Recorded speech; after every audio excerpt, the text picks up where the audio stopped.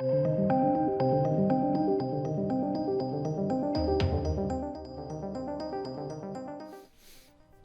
ladies and gentlemen, to Sunday. That's right, we do things a little bit more slow here on Sunday.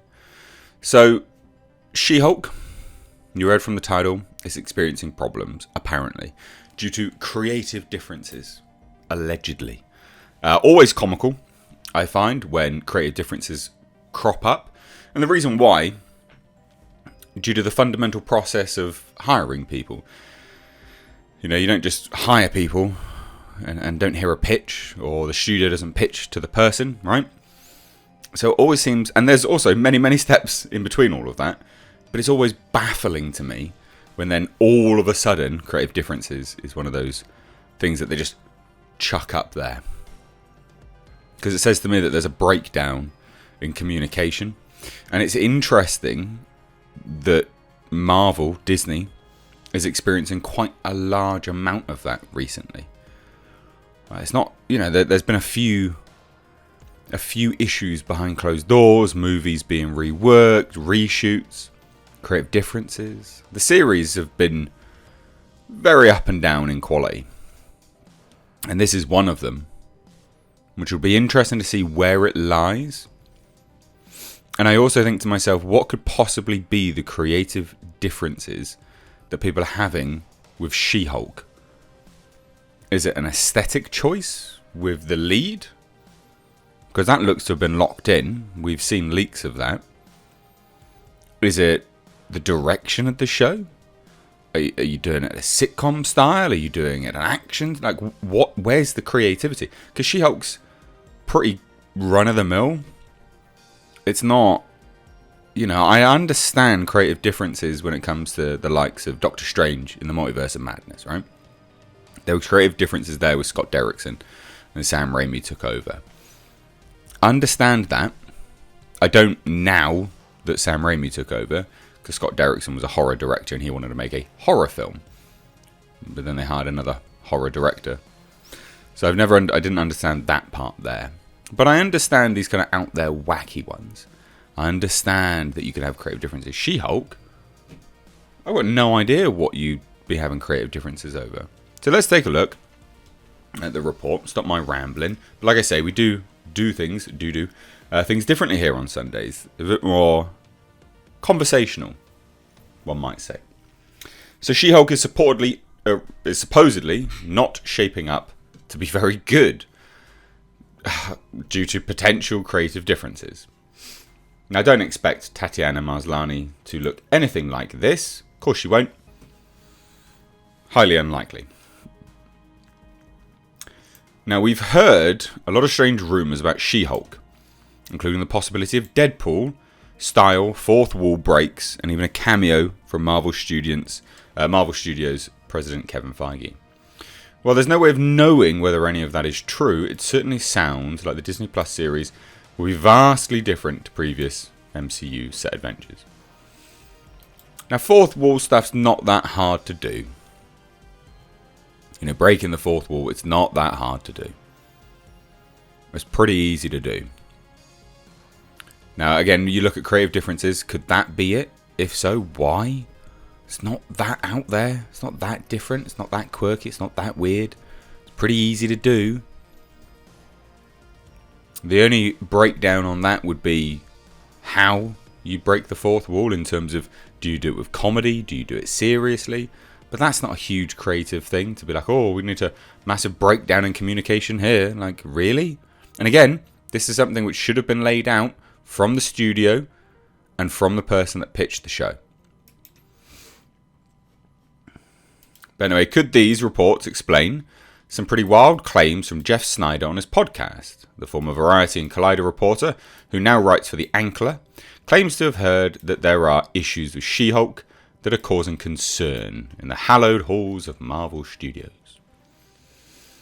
Now, the reason why I take this a little bit more seriously now is this individual has been dropping significant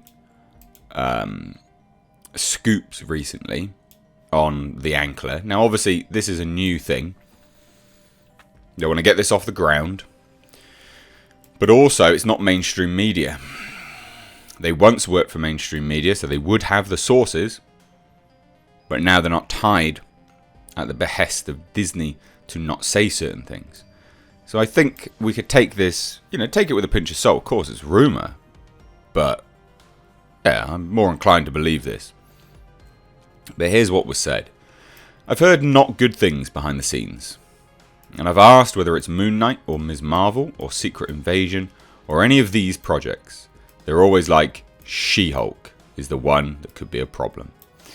Now, Ms. Marvel has already reportedly had its problems, actually, which is fairly evident by the end result, because that trailer was, literally red-hot trash. Moon Knight's director is the problem. Mohammed Diab, he's just a virtue-signaling douche canoe. The Secret Invasion is just underway. We're not going to hear too much about that just yet if there's major problems. So, yeah.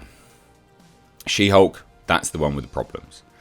I've heard it from people working on it, from people actually working on it who are just like, we'll see. That is never a good sign. The one thing you need to bear in mind is when people that work on these productions start leaking stuff. Now, unless you're mates with these people, when they start leaking stuff, it's 9 times out of 10 because they're worried. They're concerned. They want it to get out there. And they air their grievances that way. Sure, there's some people that, leak stuff just because they're super hyped for it. But it's quite rare. I think that's a lot of Marvel things, honestly.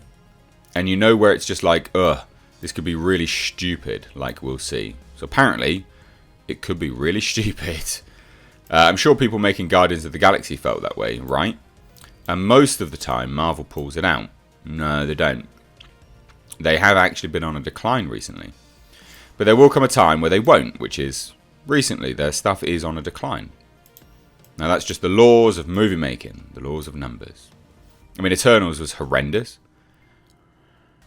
Yeah, God, Eternals was awful. What a boring film. Now, the fact that he says Guardians of the Galaxy, right? And he's saying, well, people working on Guardians of the Galaxy probably felt like, this could be stupid. But the thing is, those people have worked on that now. They've got a metric to work from. They would have, a lot of these crews tend to work on the same shoots. They'll be working, like Marvel will have dedicated crews that they work with. And even if they don't, there's a metric by which to compare. So if people are thinking that it's going to be really stupid, by comparison to something like Guardians of the Galaxy, well, that's pretty shithouse. So there you go, ladies and gents. She-Hulk. Creative differences. It's up shit creek without a paddle. Row, row, row, and your boat down. In the douche canoes. So what do you guys think? Let me know down below. If you're new here, do hit subscribe. Love to have you here more often. Cheers, guys. Give the video a like and a share. Check out my second channel. It's linked in the description box. And Patreon membership, all that good stuff. There's actually some pretty good benefits to membership and Patreon. You get like exclusive playthroughs and live streams and things. Although live streams are a little bit off at the moment because my Wi-Fi is like actually shithouse. But anyway, thanks, guys. Hope you have a great weekend and I hope it continues to be well. Take care.